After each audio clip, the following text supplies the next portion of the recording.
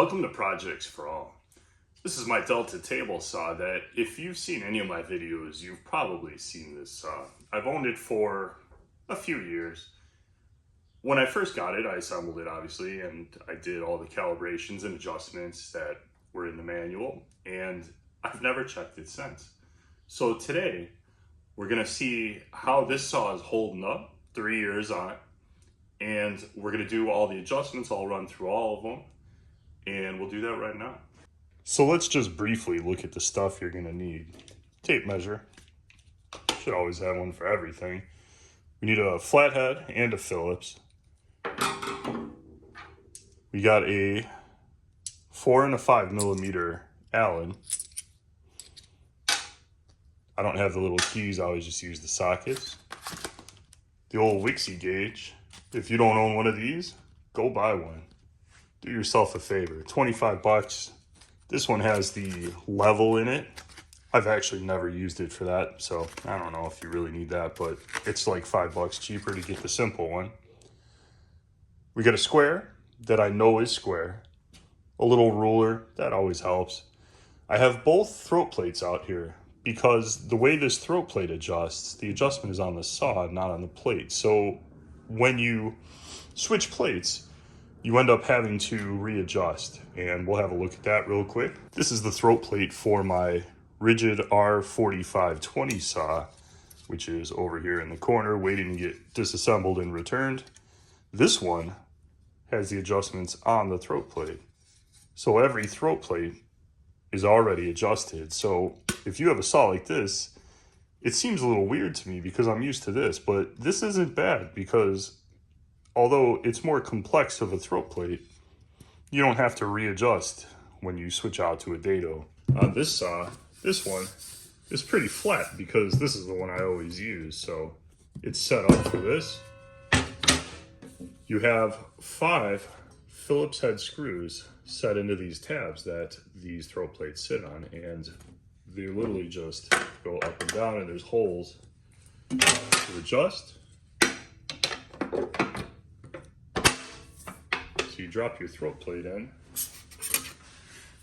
I always adjust it down below the tabletop if I'm checking it.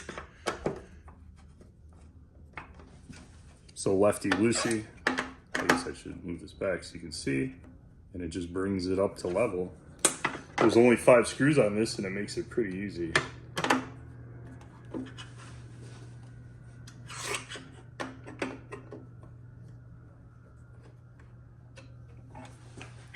And it's that simple, flat.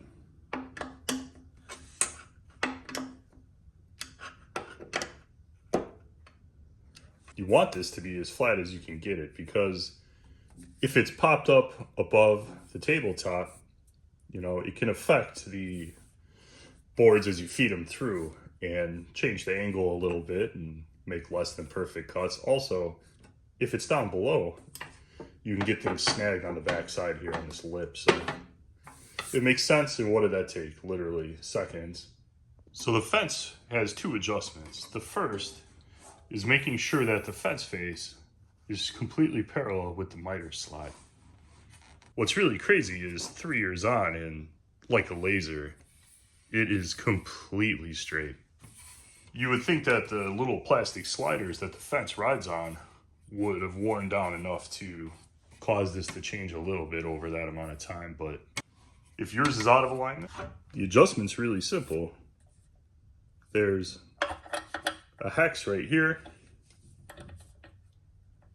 and you can just turn it by hand. It's 4 millimeters. There's one on either side of this fence, and this will adjust behind these little pads right here and pushes them in and out, and that will adjust the cant of your fence.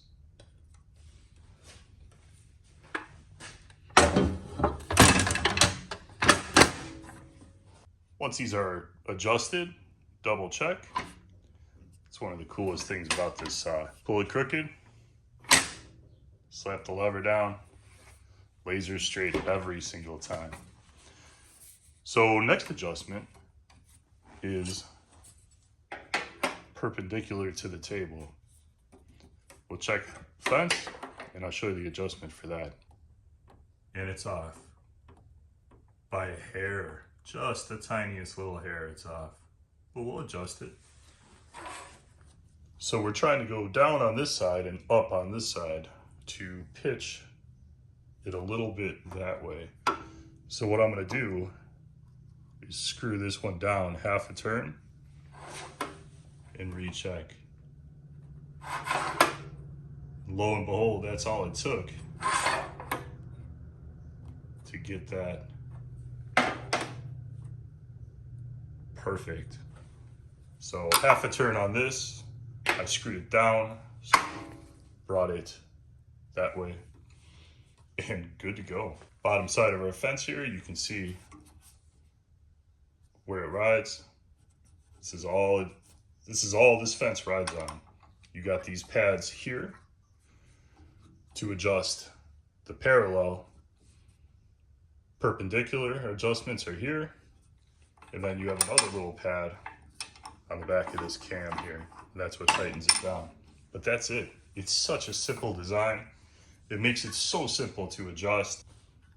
Fantastic. So we checked our fence parallel to our miter slot.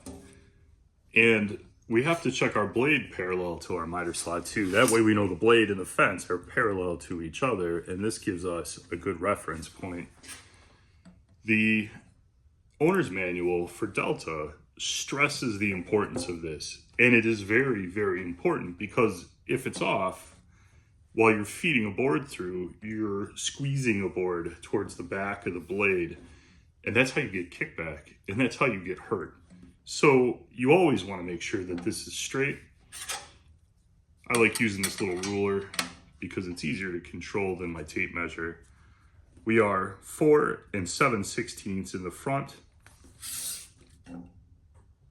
We're going to use the same part of the blade on the back side. They tell you to mark it, but you just use your finger and bring it back. And we're 4 7/16 on this side too. This one is perfect out of the box. So Delta's manual stresses the importance of this, but gives you zero way to adjust it. It doesn't tell you what to do if it's out of adjustment. The owner's manual for this RIDGID R4560 tells you how to adjust that and shows you what to do so you can adjust it yourself. I looked up the PDF for the RIDGID R4560 clone or exact same saw as this.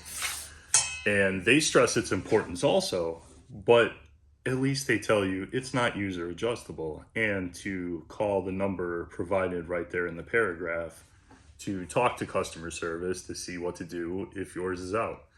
So props to RIDGID for having a better manual. Here on the underside of the back of the saw, here's the dust collector right here, is these 2 Torx bolts on either side. And then they have them in the front also. So 8 of them hold this whole assembly to the bottom of the cast iron table.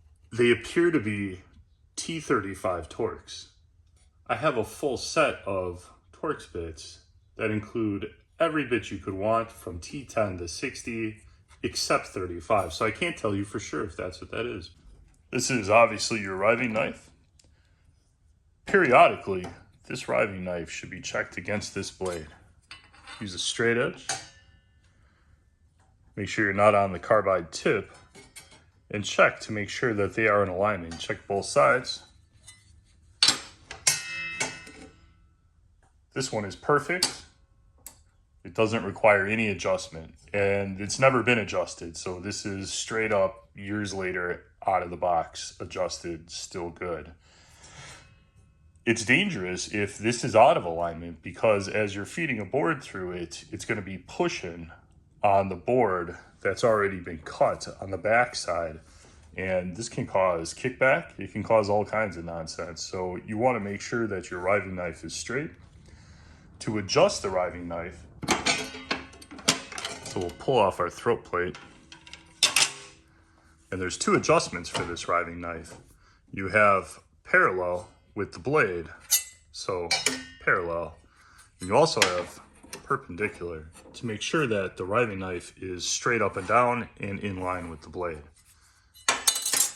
There's a couple set screws right here. You have 4 little bolts inside here. The outside bolts here are to adjust the parallel, you're going to need something long. This is a 4mm Allen. If you use just the regular socket, I don't know if you're going to get it in there. So you're going to need an actual Allen key or something like this. So this is parallel, and you loosen these up and you can adjust the parallel to the blade. These are set screws. Once you have these loosened, you can adjust these 4mm set screws, and that is for perpendicular. The last adjustment to make is the positive stop. So when you bring the blade up to 90 and you're cranking on the wheel, it should stop right at 90 degrees. When you crank it the other way, all the way to 45 degrees, it should stop at a 45-degree tilt right at 45. This is the adjusting screw for the 90-degree stop, and this is the adjusting screw for the 45-degree stop. So I have this tilted over just a little so we can test it. We got our Wixie here. It's 0. We'll put it on there and we'll crank it back to straight up and down 90 degrees, and we'll see where it stops. And we get 91.4, and it's pretty much stopped. It's solid. So this screw is the way to adjust this so it stops at 90. This comes factory set. I've never checked this, and honestly I don't use it because I have this, and to me this is good enough, and it's always around here, and I slap it on, make sure I'm right at 90, and I lock the knob, and that's it. But why not check it out and see if we can get it straight? It doesn't tell you which way to turn this, so we're gonna loosen it up and we'll see what happens. We'll go a half a turn and see what that does.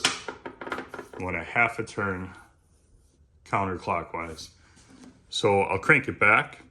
When you adjust these, you crank them to the stop, and then to do the adjustments, you crank them back a little bit, do your adjustment, and then crank back to the stop. And let's see where that landed us. And it's worse. 91.7. So we'll go a full turn in the other direction.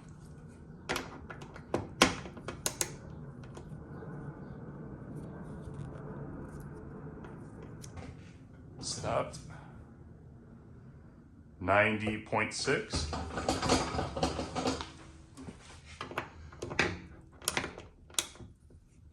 Clockwise, another half turn. 89.9, I guess I can go a little farther.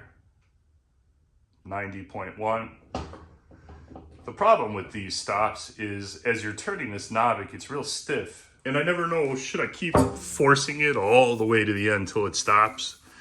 Because honestly, you feel like you're breaking the thing. So 89.9 is close enough for me. But like I said, I'm probably never going to use it. We'll zero this sucker out again. 0. And we'll crank it all the way to 45. And let's see where it lands at 45.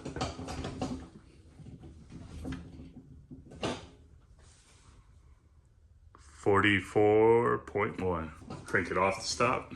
Let's go half a turn clockwise or so.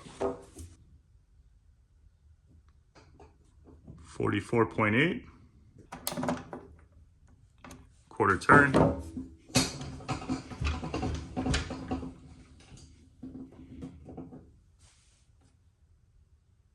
Bam, 45. Right on the money. So that's your adjustment for that. So don't do what I did, because 1, it's super lazy, and 2, you get a better experience out of your equipment, checking it regularly, making sure everything's in alignment, and it's safer. Thank you for watching my video. If you haven't been here before, consider hitting the subscribe button. We do a lot of tool reviews.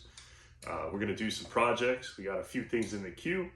If you would have done something different, or you have a suggestion on how to properly align this table saw, hit us up in the comments and let us know what you're thinking. Thank you for watching. I'll see you in the next video.